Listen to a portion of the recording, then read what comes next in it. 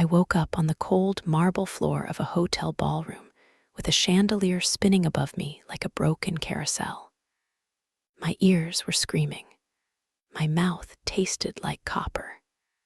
Somewhere in the blur of silk dresses and polished shoes, a woman was crying my name, and the sound of it felt strangely distant, like it belonged to someone else. I turned my head.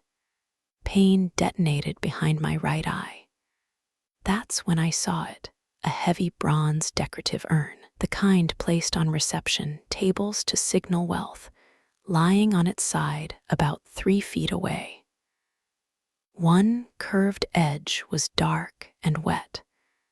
My blood, already drying at the edges, already becoming evidence. My stepfather Gerald was still standing. His chest heaved.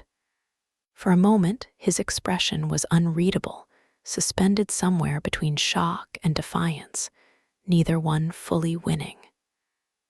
Then his jaw hardened, and he looked away from me. 2 minutes earlier, I had been standing completely still. I hadn't raised my voice. I hadn't made a single threat. I had simply said 2 words, absolutely not. And those 2 words had been enough to unlock something that had apparently been waiting there for a very long time. But none of this makes sense without knowing who I was before I walked through those ballroom doors. So let me take you back. My name is Sarah. I am 32 years old. I work as a structural engineer, not the glamorous kind, not the kind that gets photographed next to architectural landmarks at opening ceremonies. The kind where you spend Monday mornings reviewing load calculations and Tuesday afternoons in mud-soaked boots on a construction site arguing about rebar placement with people who have been doing this since before you were born. The kind where getting it wrong doesn't just mean losing a client. It means a building falls down and people get hurt. People are sometimes surprised when they meet me. I don't look the way they picture a structural engineer. I've made peace with that.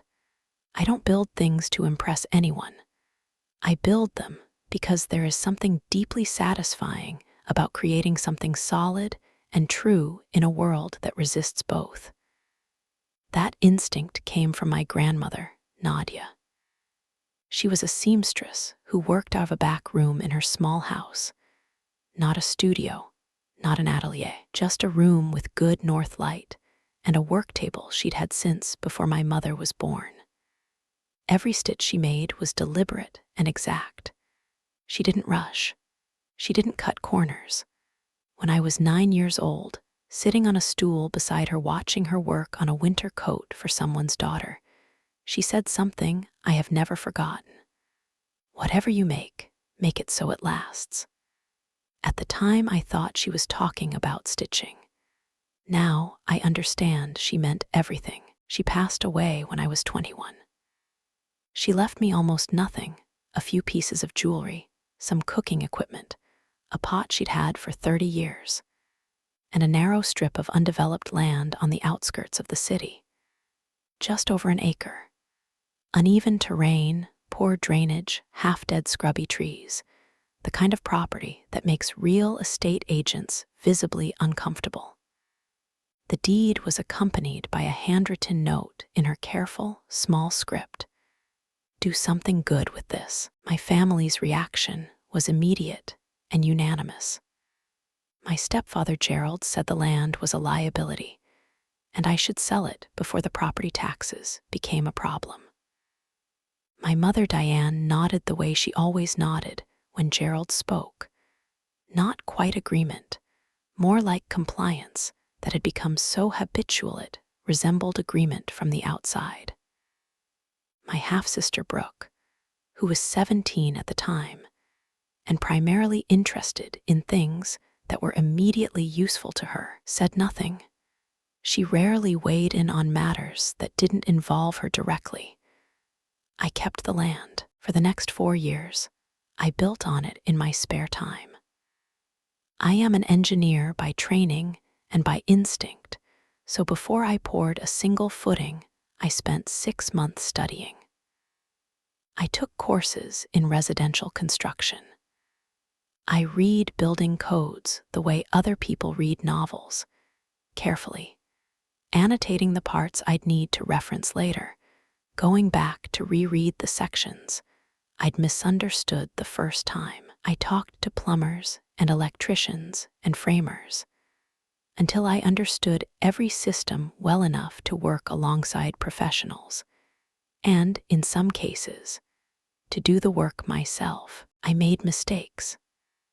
The first winter, a section of plumbing I'd installed froze and burst because I hadn't accounted for a particular wind exposure on the north side of the foundation. I repaired it myself at 2 in the morning, in a snowstorm, wearing a headlamp and 3 layers of clothing, swearing quietly and methodically until the problem was fixed.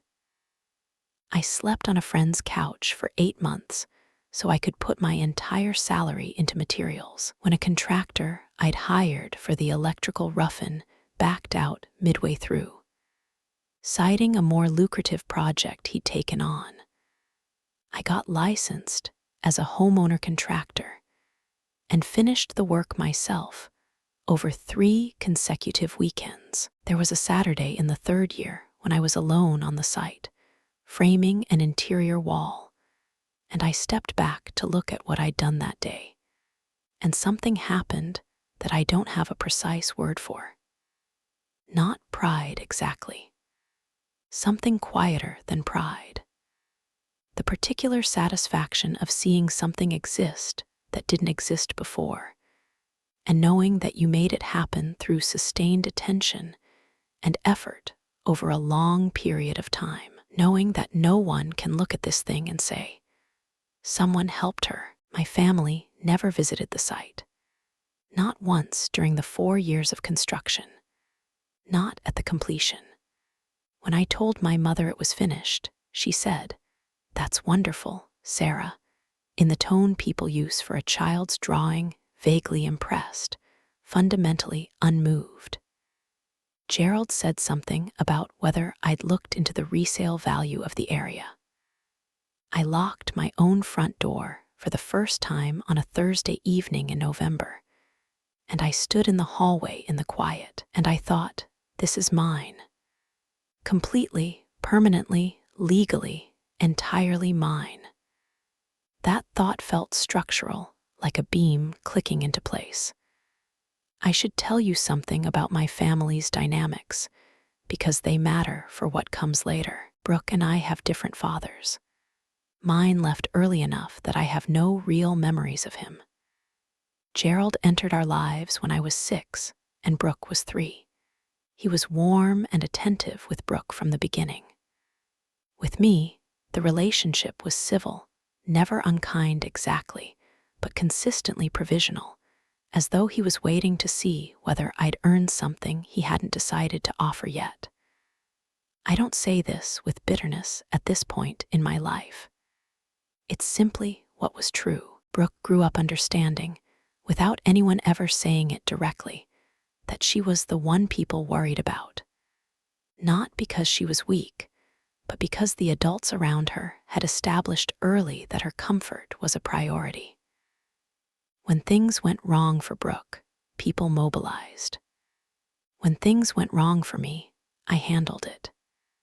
This was the unspoken architecture of our family, and for most of my life I had accepted it without examining it too closely. When Brooke announced her engagement to a man named Marcus, the family treated it like a state occasion. Venue research began immediately. Guest list discussions started before the ring had been sized. My mother talked about the wedding the way she talked about very few other subjects, with complete, sustained attention. I said congratulations, bought a thoughtful gift, arranged time off work, and showed up when I was told to show up. I want to be honest here. I had no premonition that night would be what it was. I had no particular fear about the evening. I knew my family's patterns well enough to be guarded, but I had also been guarded at many family events that turned out to be simply family events. I drove to that hotel expecting a wedding. I had dressed carefully. I had prepared a toast I didn't end up giving. I was, in the truest sense, just there to celebrate my sister. The event was held at a hotel downtown that I recognized from a structural consulting project I'd worked on 2 years earlier. The engineers had done excellent work on the foundation, though they'd been less careful about a load transfer issue on the 4th floor that had required some expensive remediation. The ballroom was exactly what you'd expect. White tablecloths, elaborate floral arrangements, a string quartet playing Vivaldi in the corner, everything designed to look effortless. Everything polished to the specific shine that announces, "This family has its act together." I arrived alone, found my name on a seating card at a table near the back of the room, close enough to attend, far enough to manage, and settled in. I talked to a distant cousin I hadn't seen in years who turned out to have recently gotten into woodworking, and we spent a surprisingly good 20 minutes discussing grain direction and tool maintenance. I ate the past appetizers. I listened to the toasts, which were warm and well prepared. For about 90 minutes, I allowed myself to simply be at a wedding. Then, Gerald appeared behind my chair. He didn't sit.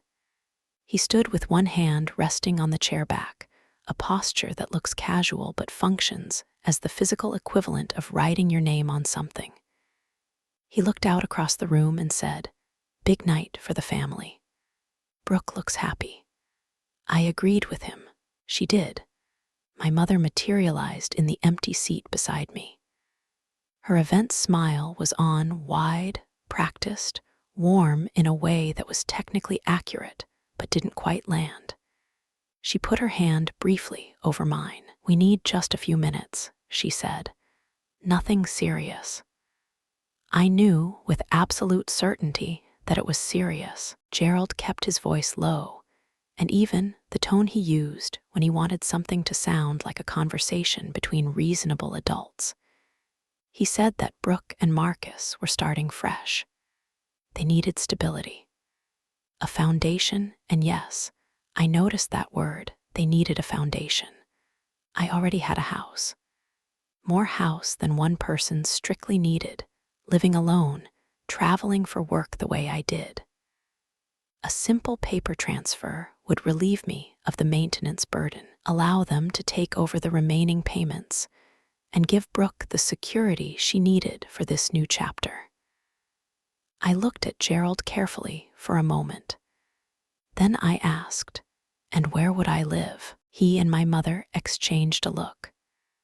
Not a quick glance, a real look, the look of two people who have rehearsed a conversation and agreed in advance that a particular question didn't need a real answer. "You've always managed," my mother said finally. "You're resourceful. That's what's always been so remarkable about you. You don't need the same kind of support Brooke does. You never have." I sat with that sentence. I let it fully arrive, what she was describing as a compliment, my competence, my self-sufficiency, was being used as the justification for taking something away from me. Because I could handle it. Because I would figure something out.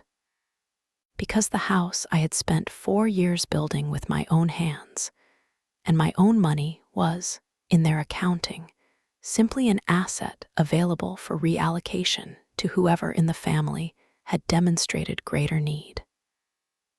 And I, having demonstrated insufficient need for 4 consecutive years, had apparently forfeited my claim to it. I looked across the room at my sister. She was laughing with a group of guests near the champagne station, radiant in a way that seemed entirely genuine.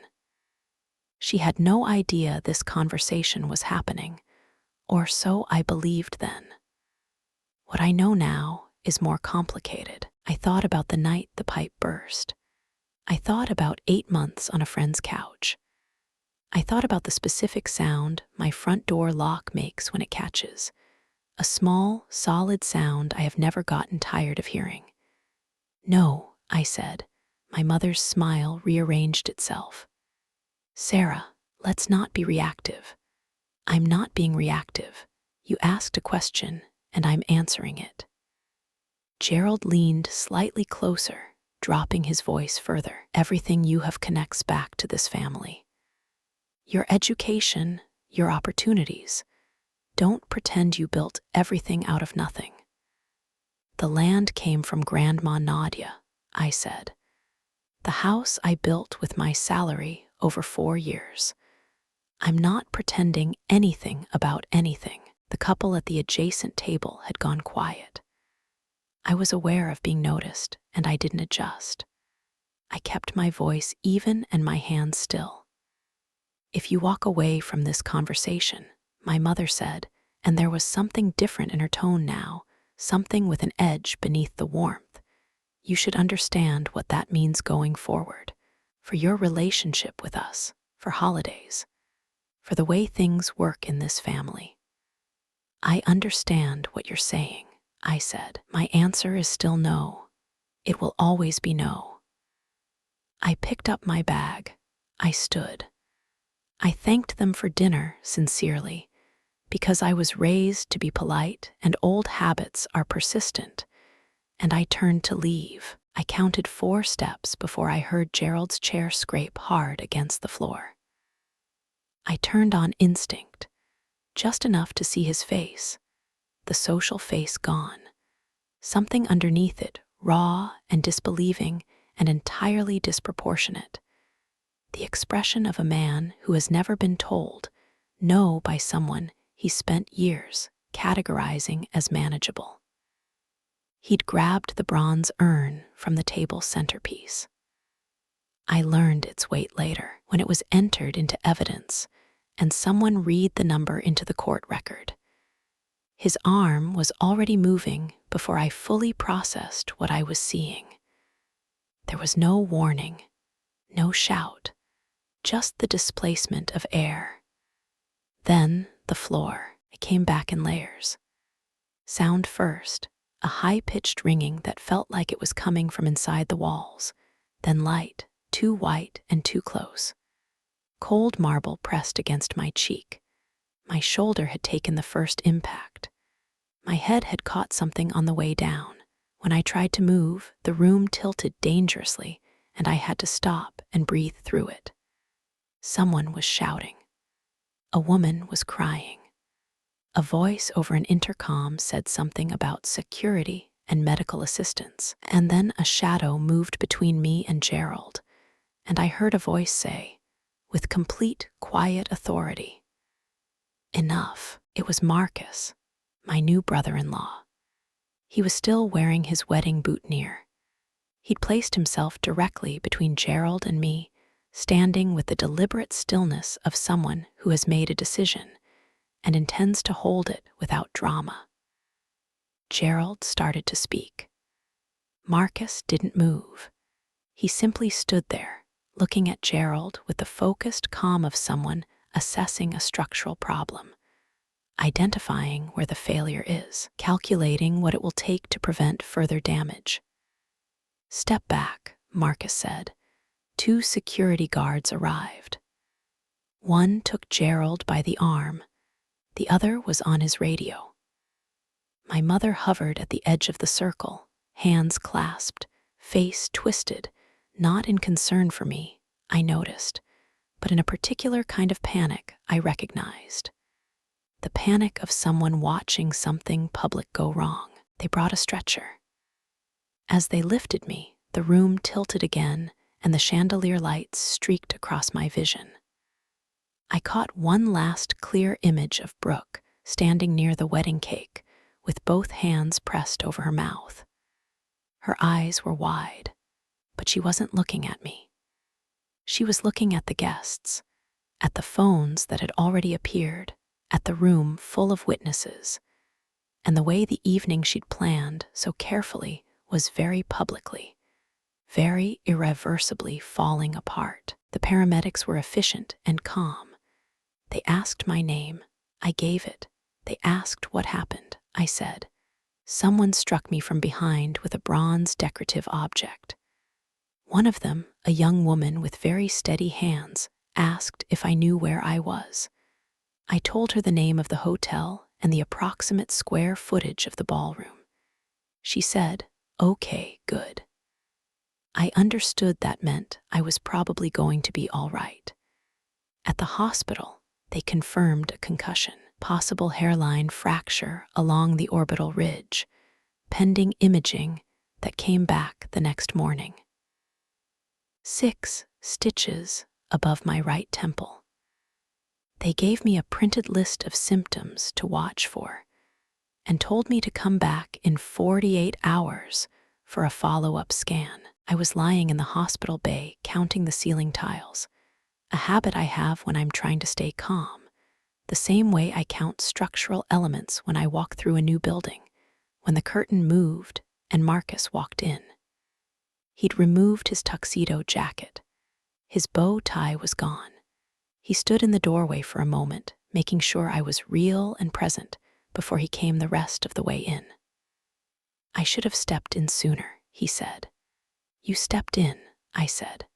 That was enough. He sat down. He pressed his hands together and looked at the floor for a moment, then looked at me. He had the expression of someone who has been carrying something significant and has decided it's time to put it down. He talked for almost 30 minutes. He told me about the discrepancies he'd noticed in Brooke's finances before the engagement, rotating credit balances, managed carefully to stay just under reporting thresholds. A loan application submitted in his name without his knowledge. An account he discovered only when a bank called his personal cell to confirm a wire transfer he hadn't authorized. He'd hired a private accountant 6 weeks before the wedding. What they found was not a series of mistakes. It was deliberate, layered, and had been ongoing for at least 3 years. He'd confronted Brooke 2 weeks before the ceremony. She'd confirmed most of it. His parents had urged him to continue with the wedding and address everything privately afterward. He'd agreed reluctantly, with conditions, because he'd believed there was something salvageable. Tonight clarified things, he said. He was ending the marriage. His attorney would file the following week. He paused. "The house, I'd heard your names mentioned in passing when they were making plans for tonight. I didn't know what they intended to ask you. I should have pressed harder when I saw the conversation at your table. I'm sorry I didn't intervene then." "You didn't know," I said. "No, but I should have suspected." He was quiet for a moment. "I wanted you to know the full picture. You deserved to understand what was actually happening around you tonight." I thanked him. I meant it genuinely. The police officer came to the hospital early the next morning. I gave my statement clearly and in sequence, the demand that had been made, the specific words I had used to decline it, what happened after. I didn't characterize Gerald's motivations. I didn't speculate about his state of mind. I told the officer what had occurred, in what order, and what evidence existed to confirm it. The hotel's security system, it turned out, covered the entire ballroom from 7 angles. You could see the conversation. You could see me stand and turn to leave. You could see what happened next, in complete, unambiguous detail. No interpretation required. Several guests had also been recording the reception on their phones. 3 different cameras had caught the incident from 3 different distances and angles. By the following morning, the footage was circulating widely. I didn't watch it for several days. When I finally did, I watched it once, and then I closed the browser, and I didn't open it again. Seeing it once was enough to understand why it had spread the way it had. Seeing it more than once served no purpose I could identify. My mother left 4 voicemails over the following week. The first was tearful, asking me to consider what public legal proceedings would do to the family's reputation. The second characterized my cooperation with the police as vindictive. The third suggested that Gerald had simply lost his composure, and that this was a private family matter being unnecessarily escalated. The fourth was brief. She hoped I understood the consequences of the path I'd chosen. I listened to all 4. I did not call back. Instead, I made an appointment with my own attorney. I told her the complete story. She told me it was one of the cleaner cases she'd seen from an evidence standpoint. She asked whether I wanted to pursue civil damages in addition to cooperating with the criminal investigation. I said I needed a few days to think. I thought about it for 3 days. Then I said yes. The criminal case moved quickly. The evidence was extensive and clear. Gerald's attorney attempted to characterize the incident as impulsive, a momentary failure of judgment from a man who had otherwise lived a responsible life. This argument was substantially undermined by the security audio, which had captured the conversation at my table in sufficient detail to establish what had been asked of me, how I had refused, and the specific sequence of events that followed my refusal. The assault had not been random. It had a context, and the context was thoroughly documented. The judge was a woman in her late 60s, with a measured, unhurried way of speaking that reminded me, unexpectedly, of my grandmother. She talked about what familial relationship does and does not confer.